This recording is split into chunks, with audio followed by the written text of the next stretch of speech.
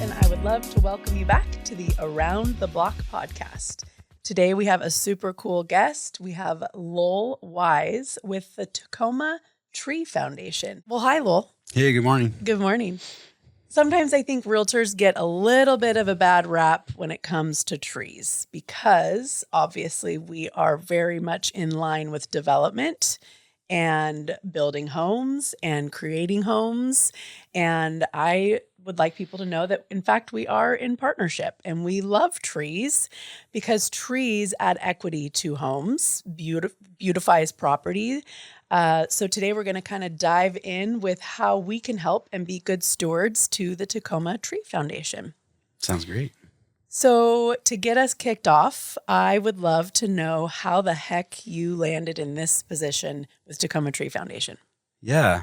I actually moved to Tacoma 12 years ago. Okay. And at the time I was in graduate school and I was working on a dissertation, but I wanted to get involved in environmental policy. And so I actually got an internship at the city of Tacoma in sustainability. And that's when I learned that the city had this goal of tree canopy coverage. Mm-hmm. And they wanted to have 30% of our land area covered with trees by 2030. Okay. And so at the time, there wasn't a lot that was being worked on, like actually moving towards that goal. And so I sort of started making some noise and saying like, hey, we have to do something about this. Sure. And started a group called Tacoma Needs Trees, which just sort of started the conversation. And a few years later, I had moved away for a couple of years and my now friend and colleague, Sarah Lowe, came along and started the Tacoma Tree Foundation because she knew that a nonprofit was kind of going to be essential to help the city on its way to making this tree coverage goal happen. Got it. Okay. Well, when you think of people moving to the state of Washington, we are the evergreen state. People want trees, right? So when we are thinking about development and we are thinking about homes, we want to focus on that. So thank you, first of all, for creating this because it is a very big, important part of housing. Let's talk a little bit about, so I've built 3 homes for myself, and it was extremely important to my husband and I that we wanted to kind of submerge our house in amongst the trees, whereas some developers may cost-wise come in and not do such thing. So how do we go? Let's take some areas of Tacoma, for example. I would imagine that people have noticed that in possibly some lower income areas, there are less trees than in more affluent areas. So what are we doing about that? And let's dive into what that looks like and how that happened. Yeah, so much to talk about there. I think the important part is to just know that in our history, this used to be a forest, right? So like Tacoma used to look like Point Defiance. Mm-hmm. For the most part. And so the way that we've made a city is by cutting down trees, and that was part of the local economy, of course, trees as a natural resource. But unfortunately, it led to this culture of just like trees are annoying, trees are in the way. Mm-hmm. And so the trend has been to just cut down trees before you build something. Mm-hmm. And a lot of cities don't do it that way. You know, there's places with different rules and different laws on the books that say you can't just go in when you buy a property and do whatever you want. Mm-hmm. You have to do some preservation of trees. Okay. So in Tacoma, we're gradually moving towards that. We're gradually shifting the culture towards that. But to get to this point, we've gone through these times when development has just clear-cut lots, except in places where it's really challenging to build. So if you think about like where the trees are in Tacoma, they're in parks, they're on those steep slope areas that are really hard to build. And then they're in the neighborhoods that have generational wealth. Mm-hmm. And so when we think back decades ago, where redlining happened, where people were excluded from buying properties or whatever, the redlining maps from the 1940s are really closely tied to where the trees are today because it dictated where investment would happen and where investment would not happen. Interesting. And then on top of that, in the lower income neighborhoods, those are often investment properties for folks. Okay. And so if it's a second property, they might not care as much what the property actually looks like or what it feels like to live in a house in that neighborhood, like a low income neighborhood. Right. So that's part of the equation where we really need property owners who manage properties to think about what's the vegetation like, what's the shade and cooling like. Right. And then if you're able to add trees to a property, you're going to realize benefits like energy savings as well. Right. Because trees help with insulation, they help with noise reduction and all kinds of things like that. Yeah. So it's a big quality of life issue. And we've got a lot of work to do to make it a more fair access to tree benefits all across the county. I love that. Okay, so break that down for us with let's take it baby step wise. So what are we doing now to create some more beautification via trees in these lower income areas? Yeah, so this is a question that has a couple different aspects to Okay. it. One of them, I would say, like, okay, if a city or a region takes a goal to expand tree coverage, that's not an easy thing to do because Because trees take a while to grow. they take a long time. It's a generational thing. And also the ownership structure means that every individual lot has to kind of cooperate or do its part, right? So so the city or the county can't just mandate like, have more trees. Right. You got to save trees that are currently there, and you have to plant trees to add to the landscape. Okay. And so it's those two things working together, with like planting and policy working hand in hand, which is going to actually lead to an increase in tree coverage over time. Okay. But yeah, like you said, you also can't just plant 1 million trees and have the tree coverage right away. Right. Those trees have to survive. They have to take a generation to grow fully and realize the benefits, and they have to be planted in the right places. Exactly. I was just thinking about the root structure as well can wreak havoc on a foundation, for example, or sewer lines. Yeah, you want to give space for other things. And one of the things that we talk a lot about is that trees are a part of our infrastructure in the city. And if we shift to think about that, like where does that go? How does it relate to other kinds of infrastructure? That's when we're on the way to having better design where trees are integrated into our neighborhoods. Okay. And plus they're expensive. So in lower income areas, that's where you guys come in too. So what does that work on? Well, what do you mean they're expensive? I wanted to ask that. Well, I mean, I guess it just depends on size. So if you just get seedlings or small trees, then it's less expensive. I guess I'm thinking of like a fully grown tree if you're trying to go in, which would make it happen faster. That I guess is what I was thinking. Yeah. As far as cost wise. Totally. Yeah. So cost is a barrier for lots of people. And that's why we provide free trees for people. So we just want that to not be an issue. Yeah. So we do give away a lot of small seedlings. But if you walk into a nursery and you want a tree that's already like a decent size, you're going to spend $100 or $200 or $300 on that tree. So that's true. It's a cost. And then as it grows, it's going to need some maintenance. And so people think about the cost of like cutting a tree down, which can be in the thousands of dollars. So that's a big deal. And proactive pruning and maintenance is a cost that we have. But to me, I think of it as like a cost of the home ownership structure, right? It's just like your house needs paint, your house needs a new roof, your house needs trees. Yes. Yeah, got it. It does add equity. That's most definitely sure. Okay, so what are good? I have two questions floating around in my head. First one, what are good species to plant for like quick canopy and for the insulation and all of the wonderful things that you're talking about that give back? Yeah, so trees have all kinds of benefits, and really when we're planting trees, we want to think about what's the kind of benefit that we want to maximize. Okay. So the answer to the question of what species is good is it depends. It depends what you want, and it depends what sort of like works for the environment that you have. Okay. So there's a standard that we talk about in urban forestry called right tree, right place. So you're always trying to just say like, that's a great tree. Where would it go? Would it fit here or would it not fit here? Okay. And you got to think about not what it looks like now, but what it's going to look like in 25 years when it's more fully grown. So that's a big thing. There's a lot of interest and investment in native species and native plants. And the main benefit of native species is the habitat connections. Okay. So if you care about your local wildlife and you have places where you could plant native trees, that's always a good choice. So like your classic Douglas fir is like the big tall evergreen that we see lots of places. Those are great for backyards. But when it comes to planting along the street or in an area where there's more restrictions or like more conflicts, with infrastructure, you might want to think about species that are just like tough urban survivor trees. Okay. And in Tacoma, we have a street tree list of approved Oh, species. great. So like if you're looking at a street tree, you can look at that and look at the list in the city of Tacoma, and it'll work for places outside of Tacoma too, just for like the type of tree that might be good for a street. And you'll get tougher species like ginkgo trees and a deodar cedar that might not be a native to this area, but are kind of proven survivors. Okay. So my answer to what the best tree is it's the one that's going to survive. Okay. And it's the one that's going to survive in the future climate in the place where it's planted. Okay. And you mentioned a tree list. Where can we find this tree list? City of Tacoma website. Okay. And it'll be on the urban forestry section. Okay. And I think it's a PDF to approved street trees. And there's, according to the width of your planting area, like between the street and the sidewalk, typically, if it's 4 feet or wider, it can hold a tree.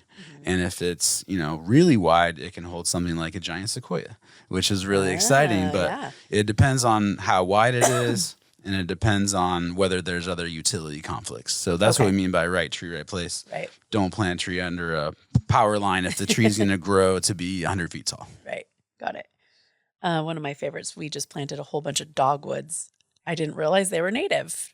Some of them are. Yeah, that's so cool. They're beautiful. Very beautiful. But this time of year, almost ready to pop out probably. Yes. So pretty. Hi, I'm Keith Dashafee, owner of Pella Windows and Doors of Western Washington. At Pella, we help homeowners and real estate professionals across Western Washington elevate their homes with premium windows and doors designed specifically for our Pacific Northwest climate. If you're thinking about replacing windows, upgrading curb appeal, or helping a client maximize value, my team would love to connect. We're currently offering special promotions, and when you reach out, be sure to mention the Tacoma-Pierce County Realtors Association about our exclusive savings. Visit us at pellapnw.com to schedule your free consultation. How can we get involved? And so you said that this is a cost-free for people. You guys do try to give out free trees. So how can people get involved? How can the realtors be stewards to this association that you're with so that we can help create and make that tree canopy better? Yeah. So I want to kind of break that out into parts. Okay. Because there's what can realtors do and there's what can homeowners do or residents. Yep. So let's start with realtors. Yes. Real estate community. We really need the real estate community to be advocates and allies for the trees. Unfortunately, what we see in lots of cases, or what I notice anyway, anecdotally, is when a property changes hands, that's when we lose trees. Sure. If there's not a law against it, sometimes the recommendation is to just take out a tree, and sometimes a new one gets planted. But I would say that's generally a mistake. Like, unless the tree is causing a problem or has a health issue, you're losing property value by cutting down that tree for the most part. So we need realtors to know that and to reinforce it and to be that first line of defense that when a seller is thinking like, what can I do to maintain the value or increase the value when I sell? Cutting the trees is not the answer, typically. Yep. Right. So just like being that that voice of reason, I guess, if the seller is thinking about cutting down trees. And then always advocating for more, like thinking about what the landscape is, because we also know that the time that people are most likely to plant a tree is when they've just purchased a house and just moved in, because they're thinking long term. Sure. They're thinking big picture. What is the landscape that I want to live in? Yep. How could I make my place nicer? And trees are often part of that equation. Yep. So that's also a point of, discussion, I would say, like with the real estate agent. Okay. So just kind of having that knowledge of how trees make property better and how they make our neighborhoods more beautiful and livable. We want all realtors to know that. Yep. So that's one thing. And then in terms of the kind of the residents or the owners, just to know that you are part of this community of stewards. So like, what I would love to see is a shift in culture from thinking about land ownership to land stewardship. And I think that the real estate community can help with this a lot as well. Like, I'm lucky enough to own a house in Tacoma, and I've got my little property, right? And that's what I can control. So like that's all that I can control in some ways. And I'm lucky enough to work at a place where we give resources to folks that want to make different stewardship choices, or like, oh, how can I improve my neighborhood or my habitat? But just that little shift of thinking like, what's good for the environment and what's good for my neighbors. Because when you're able to plant a tree and care for a tree, you're doing it for the community as well as for yourself. Right. So that's a big shift. And I think that that's our mission at the Tree Foundation, is to grow that community stewardship. And so just for anyone that's thinking about what they can do, how they can get involved, just think about what are the practices you can have with your landscape. And sometimes that just means, it might mean planting a tree. It might mean changing a little patch of lawn over to something else, like a pollinator garden or something else that's just managed differently. And recognizing that we're all part of this habitat, what we call the urban forest. It really just means like all of our properties together, Urban forest. and what they can do, what they are doing collectively, or what we might do collectively if we all kind of have that stewardship mindset. Very cool. The Lorax comes to mind just because I have kids. Yeah. We just had this conversation. We were driving home from the mountain, and they had just gone through, and I know forest is very different than talking about our urban forest, but I was explaining to my kids that just like in the Lorax, when we've learned over the years that when you go through and log something, you plant the trees back at that time, and then they regrow and do all the things. So I am very interested in how to help in these urban areas, because like I mentioned in the very beginning, when people move to this area, I think that they want the trees. So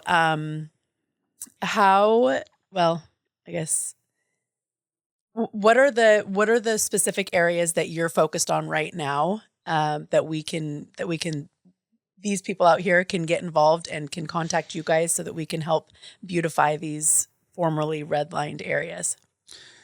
Yeah. I mean, so the neighborhoods that we focus on the most are the ones that have what we call low tree equity. Okay. So it's really just like, where are the trees? Where do people have access to the benefits of trees? And in Tacoma, the city has an equity index, which shows the relationship of like wealth and opportunity. And so like there's the high equity neighborhoods and the low equity neighborhoods. And as we mentioned, the trees are distributed unfairly along those lines. Okay.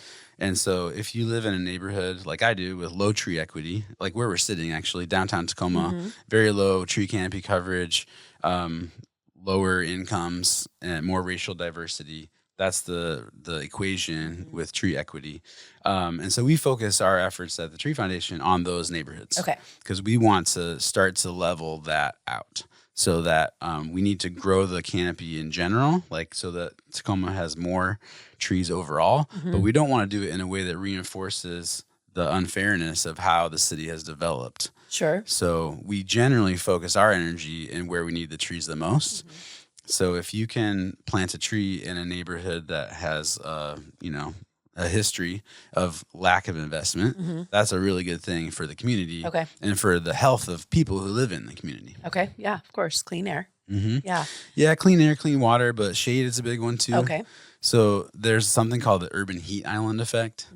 And what that means is neighborhoods that have a lot of pavement and not a lot of trees are just hotter. Yep. And so when we have these big heat events like we had in 2021, people actually die in those heat events. And so that's another just kind of public health reason to have trees and to focus on the neighborhoods that we're focusing on. Are there any, we did not talk about this, so I hope you have the answer. Let's go. Okay. Are there any movements to removing some of that concrete and turning it back to more native? I've seen just online really big, like in China and in really, really big cities where they are like putting trees on top of buildings and, trying to have more greenscape. Are there movements for that around here for trying to reverse some of the bad things that we've done? Yeah, there are. That's definitely on people's radar. Okay. It's not happening at a large scale. Okay. And I would say that when we see certain types of development, like some of the huge warehouses that we're seeing across Pierce County, that is adding to that problem. So it's not just pavement that's the issue. Okay. It's also rooftops. Yeah. big structures, especially when you cut down trees and you put it in a warehouse. That's Sure. a really net negative for the environment and for the health of the community. But there is a program called DPAVE, and it's an effort of the Pierce Conservation District and the city of Tacoma kind of working together. And they'll identify areas in the community that where pavement can be removed and plants can be put in. And I would love to see that program grow because we really need to start choosing trees over pavement. And we often have places where there's more pavement than necessary. Unused lanes of highway, parking spaces that are used once a year. These are patterns that we see across Pierce County. And especially when we see kind of big box store development, Right. That's generally bad for the environment.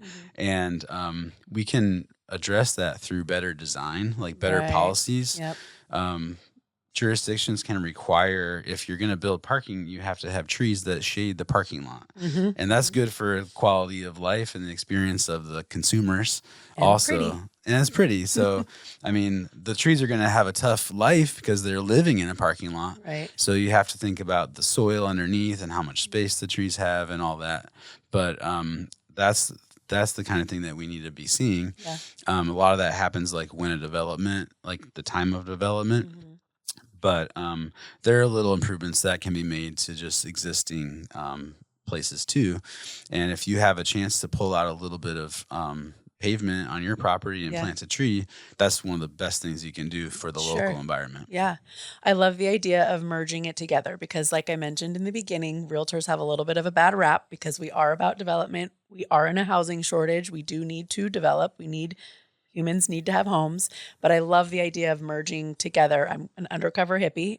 I want trees everywhere. That's why I live here.